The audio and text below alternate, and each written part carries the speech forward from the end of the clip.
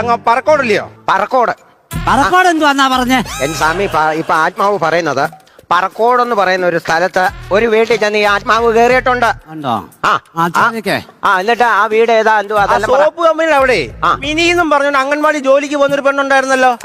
Soap കമ്പനിയുടെ അവിടെ mini എന്ന് പറഞ്ഞ ഒരു പെണ്ണുണ്ട്, അംഗൻവാടി ജോലിയുള്ള. അവിടെ കയറിയത്? അയ്യോ, എന്റെ ഭാര്യയാ.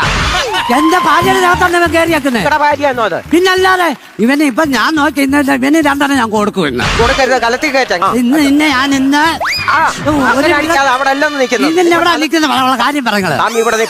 ഞാൻ പറയട്ടെ, ഒരു മാസമായി മിനി എന്നോട് മിണ്ടുന്നുമില്ല, എനിക്ക് ആഹാരവും തരുന്നില്ല, ഒരു മുറിക്കകത്ത് അടച്ച് അനുസരിക്കുക. എന്റെ ദൈവമേ, ആളറിഞ്ഞല്ലോ, നമ്മളറിഞ്ഞോ? പെട്ടെന്ന് ആഹാ, അതെനിക്കറിയണമല്ലോ.